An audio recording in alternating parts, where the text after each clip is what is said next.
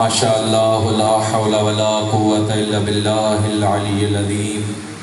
بسم اللہ الرحمن الرحیم۔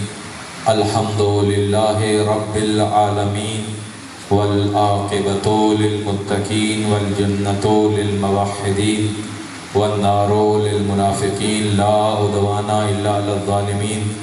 ثم الصلاۃ والسلام علی سیدنا و نبینا و شفیع ذنوبنا وطبیب نفوسنا آنی بالقاسم محمد۔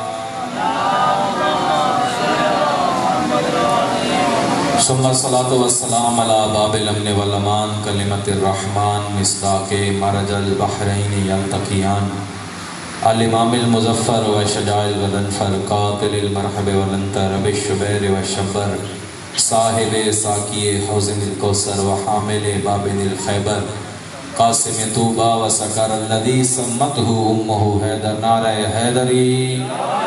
اما بعد قال اللہ تعالی فی کتابہ المجید و فرقان الحمید و قولہ الحق۔ بسم اللہ الرحمن الرحیم۔ یرفع اللہ الذین آمنوا منکم والذین اوتوا العلم درجات۔ ایک دفعہ وارث زینوا کی ذات پہ بلند ترین صلوات پڑھ دیجیے گا۔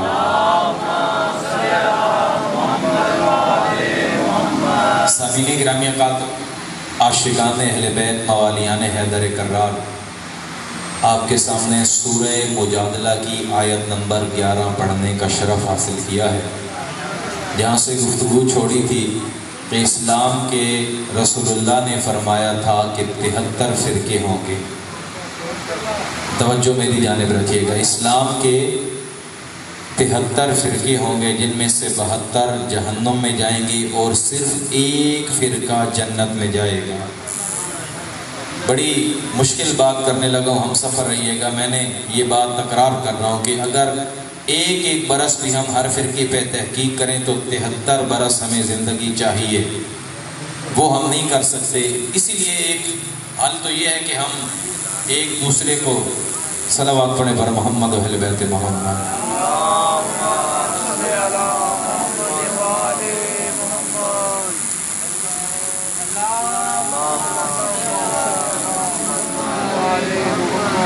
جزاک اللہ۔ ایک حل تو یہ ہے کہ ہم سارے فرقے آپس میں لڑتے رہیں اور کہیں کہ میں سچا ہوں تم غلط ہو، میں مسلمان ہوں تم کافر ہو۔ یا ایک دوسرا حل بھی ہے کہ ہم سارے مل کے بیٹھیں اور پروردگار سے سوال کریں، اے پروردگار یہاں اسلام کے نام پہ لوگوں کو مارا جا رہا ہے، قتل و غارت ہو رہی ہے، اے اللہ ہم تجھ سے سوال کرتے ہیں تیری نگاہ میں عزت دار کون ہے؟ پروردگار تو کسے بڑا کہتا ہے؟ تیری نظر میں جو بڑا ہے۔ ہم 73 فرقے آپس میں وعدہ کرتے ہیں، شیعہ سنی دیوبندی مل کے، کہ تیری نظر میں جو بڑا اور عزت دار ہے ہم اسے عزت دار کہیں گے، اور جو تیری بارگاہ میں ذلیل ہے ہم سارے مل کے اسے ذلیل کہیں گے۔ تو پروردگار نے کہا اچھا مجھ سے سوال کرتے ہو کہ کس کا ہادی، کس کا رہنما، کس کے پیچھے چلنا ہے؟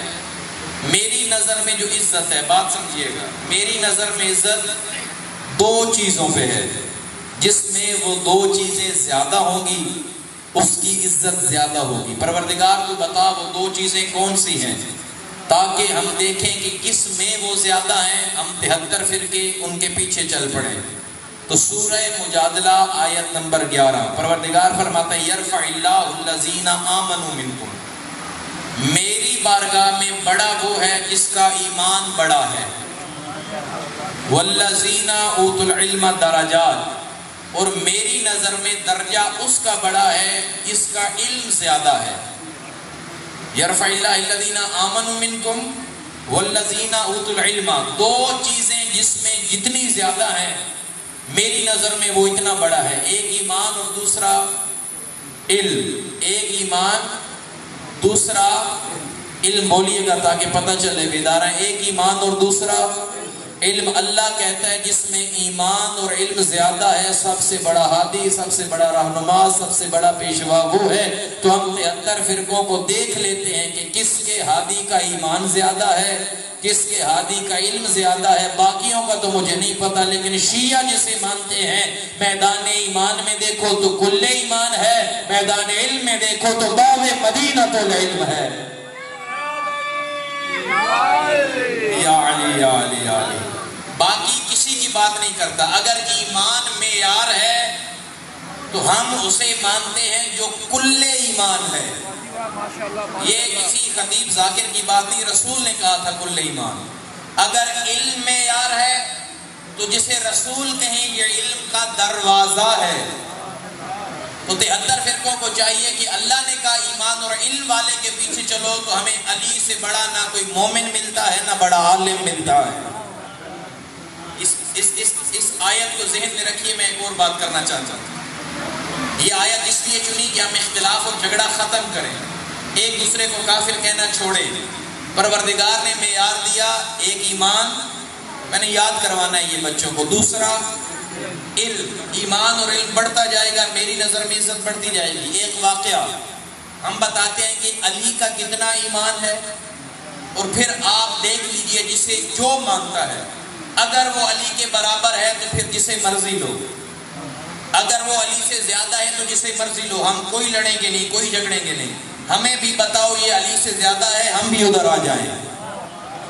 یا پھر اگر تم خود کہو لولا علی لہلکنا،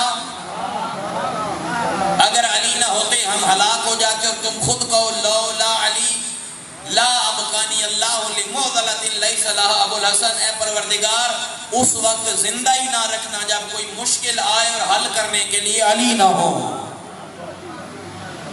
یہ روایات میں ملتا ہے۔ کچھ لوگ کہتے تھے کہ ہمارے ہوتے ہوئے اگر علی نہ ہو تو اللہ زندگی ہی نہ دینا۔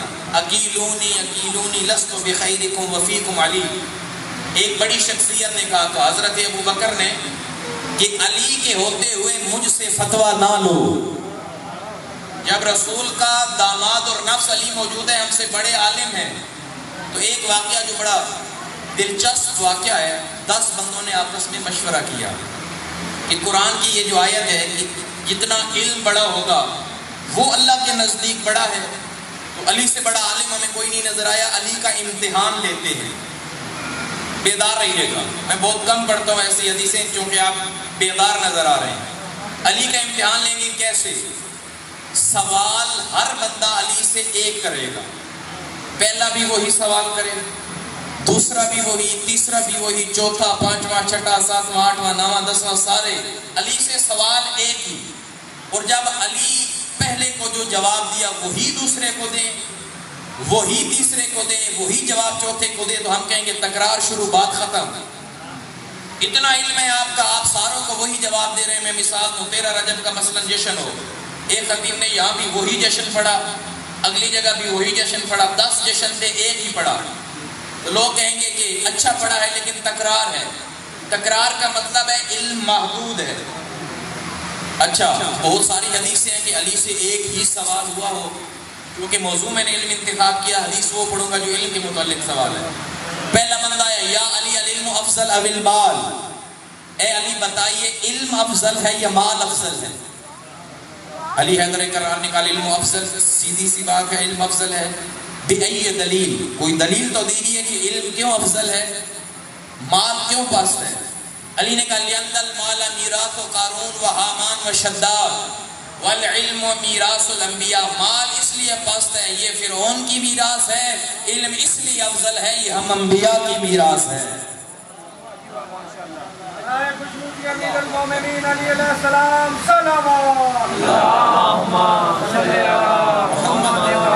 اسی آیت کو بچوں کو یاد کرائیے، عشرہ تو مکمل ہو گیا نا اسی حدیث پہ۔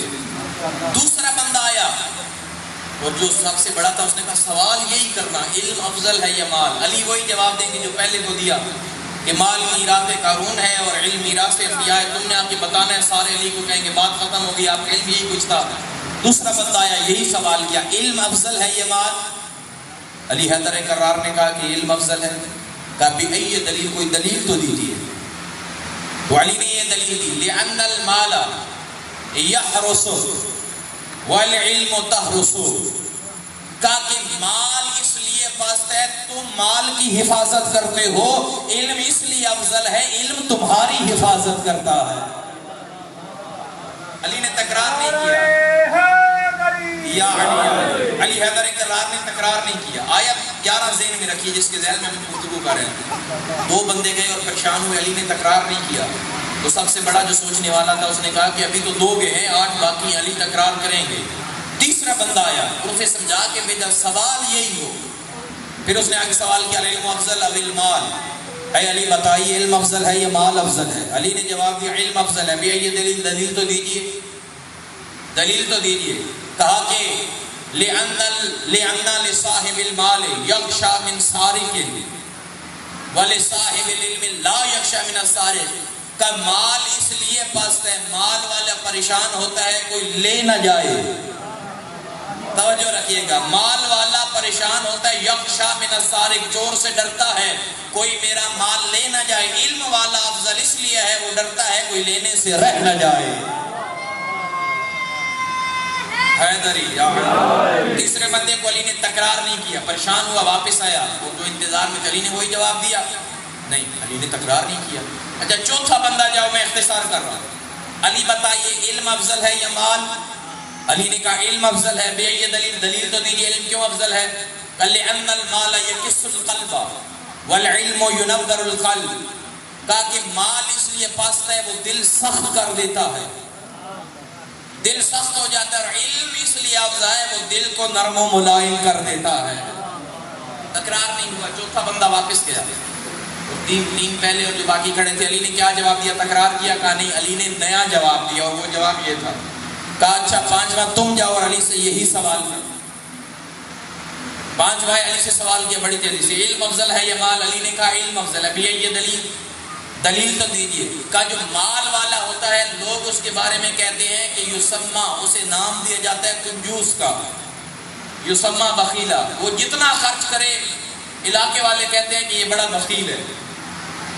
ایک تو یہ ہے کہ خدا اگر کسی کو دے تو خرچ کرنا چاہیے، خدا وہ ایک کہاوت ہے اور بات ہے، بڑی اچھی بات ہے کہ دیتے کو خدا دیتا ہے۔ جس نے اپنا ہاتھ روکا ادھر سے اس نے روک لیا، جس نے اپنا بڑھایا اس کی قدرت اس کی طرف بڑھاتی ہے۔ کہ جو مال والا ہوتا ہے اس کو بخیل کہا جاتا ہے، اور جب عالم آتا ہے وہ ایک مسئلہ بتاتا ہے تو لوگ کہتے ہیں یہ تو سخی آ گیا ہے۔ علی نے تکرار نہیں کیا۔ پھر ایک اور بندہ آیا، علم افضل ہے یا مال؟ علی نے کہا علم افضل ہے۔ کہا دلیل تو دیجیے، علم کیوں افضل ہے، مال کیوں پست ہے؟ تو علی نے کہا لِأَنَّ الْمَالَ يَنْدَرِسُ لِطُولِ الْمُدَّةِ وَالْعِلْمُ لَا يَنْدَرِسُ، یہ جو مال ہے دنیا کا سونا اور چاندی، یہ جتنا پرانا ہوگا زنگ آلود ہو جائے گا۔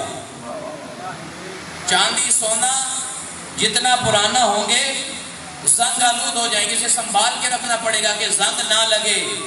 کہ مال جتنا پرانا ہو اتنا زنگ آلود ہوتا ہے، علم جتنا پرانا ہو اتنا نکھر جاتا ہے۔ علی سے پھر سوال ہوا علم افضل ہے یا مال؟ علی نے کہا کہ علم افضل ہے۔ دلیل تو دیجیے کہ علم کیوں افضل ہے، مال کیوں پست ہے؟ کہا کہ جو مال ہے وہ قبر تک جاتا ہے، علم قبر میں جاتا ہے۔ جب 10 بندوں نے علی حیدر کرار سے سوال کر لیے اور علی نے تکرار نہیں کیا تو آپس میں کہنے لگے مان لو رسول نے سچ کہا ہے، میں شہر علم اور علی اس کا دروازہ ہے۔ 10 کے 10 علی کے پاس آئی، علی مان گئے آپ کا اتنا علم، ہم اصل آپ کا امتحان لے رہے تھے۔ 10 بندوں نے سوال کی اور ساروں کو علیحدہ جواب۔ علی نے کہا اچھا میرا امتحان لے رہے تھے؟ جی یا علی آپ کا امتحان لے رہے تھے۔ تو مولا نے کہا میرا امتحان اور پوچھنے والے صرف 10، تھوڑا بیدار رہیے گا۔ امتحان علی ابن ابی طالب کا اور صرف 10 بندوں نے سوال کیا، واللہ لو سألنی الخلق کلہم ما دمت حیا واللہ اجیب لجواب غیر جواب الاخر۔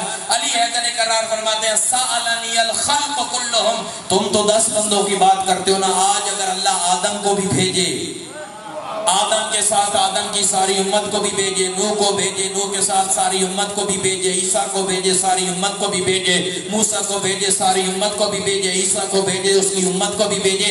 1,24,000 انبیاء اپنی امتوں سمیت میدان علم میں آ جائیں۔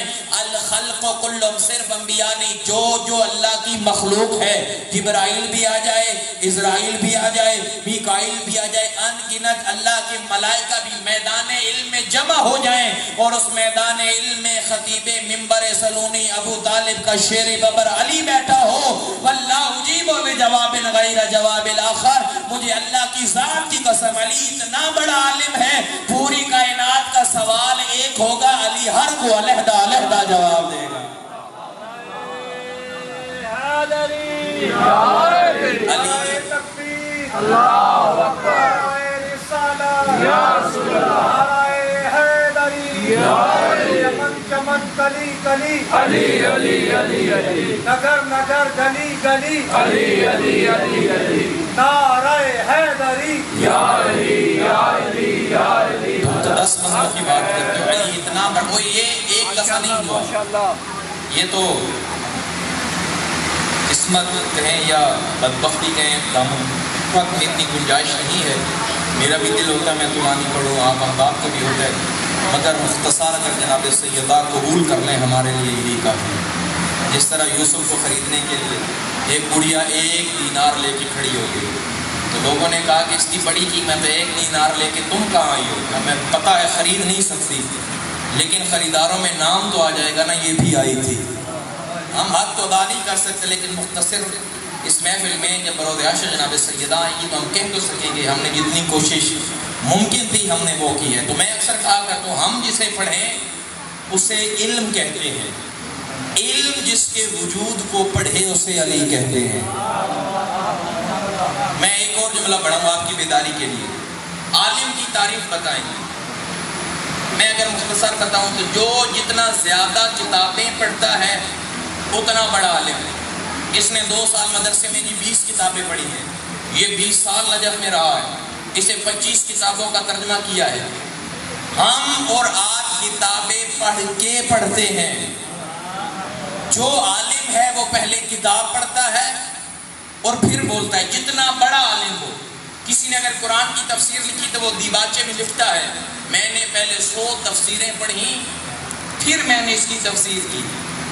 تو جو عالم ہوتا ہے وہ پڑھ کے لکھتا ہے، اور جس کا وجود خود علم ہو وہ بولے تو نہج البلاغہ لکھی جاتی ہے۔ صلوات پڑھیں بر محمد و اہل بیت محمد۔ علم الابدان کا مالک علی، علم طب کا مالک علی، علم فلقیات کا مالک علی، علم جبادات کا مالک علی، علم ارضیات کا مالک علی، علم انکبوتیات کا مالک علی، علم فلقیات کا مالک علی۔ اور علی اتنا بڑا عالم ہے، لوگ کہتے ہیں کہ علی نماز روزے کے بارے میں بڑا جانتے تھے، بڑے فقیہ تھے۔ فقیہ ہونا ایک مجتہد کا کام ہے، صرف ایک علم علی نہیں، ہر علم علی بے مثل و بے مثال ہے۔ بلکہ علی کے علم کا اگر اندازہ لگانا ہو تو علی اگر تحت الثری میں دیکھے تو سمندر کی گہرائیوں میں تیرتی ہوئی مچھلیوں کے بدلتے ہوئے رنگوں کو بھی دیکھ لیتا ہے۔ اللہ اکبر، یوں نگاہ علوی ہے۔ اور اگر آسمان کی بلندیوں کو دیکھے تو کیا کہتا ہے؟ سلونی سلونی قبل ان تفقدونی انی عالم طرق السماوات۔ یہ زمین کا عالم ہے کہ تحت الثری تک دیکھتا ہے۔ وہ علی کہتا ہے کہ آسمان کی بات کرو تو زمین سے زیادہ آسمان کے راستے جانتا ہوں۔ تو ادھر سے ہمیں سمجھ آئی کہ آسمان میں راستے ہیں، بس کوئی کھوجنے والا ہو۔ تو یہی جملہ جسے ہم اور آپ پڑھیں اور پڑھ کے کچھ بنے وہ عالم ہوتے ہیں۔ علم جسے پڑھے اسے علی کہتے ہیں۔ بس ایک بات کروں گا، قرآن پہ شروع میں نقطے نہیں ہوا کرتے تھے، بغیر نقطوں کے قرآن تھا اہل عرب کے لیے، نقطے نہیں ہوتے تھے قرآن پہ۔ میں کہہ رہا ہوں کئی ایسے علم ہیں جن کا بانی علی ہے۔ ابھی وقت اور موقع ہو تو ہم پڑھیں کہ میتھ پہ علی نے کیا کام کیا، اکثر بتاتا ہوں۔ ریاضی پہ جو علی کا کام ہوا ہے، جو فزکس پہ علی کا کام ہے، اینتھروپولوجی پہ جو علی کا کام ہے، بشریات پہ بڑا کام ہے علی ابن ابی طالب۔ اور ایک کام سب سے بڑا، چونکہ محرم الحرام اسلام کے نام سے اور دین کے نام سے منسوب ہے، تو ہم وہ بات کرتے ہیں، قرآن کے نقطے نہیں تھے۔ ابو الاسود دوئلی مولا علی کا شاگرد تھا، اور مولا نے کہا کہ یہ صرف عرب نہیں پڑھیں گے، قرآن جب عام ہوگا تو جن کی زبان عربی نہیں ہے وہ کیسے پڑھیں گے؟ تو تلفظ کے لیے، با کے لیے، تا کے لیے، یہ جو نقطے موجد ہوئے ہیں ان کا بانی علی ہے۔ میں یوں کیوں نہ کہہ دوں، اگر علی ابن ابی طالب نہ ہوتا، لوگ ہمیں کہتے ہیں کہ شیعوں کا قرآن الگ ہے، مجھے دکھ ہوتا ہے، ان کا اپنا قرآن ہے۔ میں یہ کہتا ہوں اگر علی ابن ابی طالب نہ ہوتا، زمانے کو قرآن کی تلاوت کرنا ہی نہ آتی۔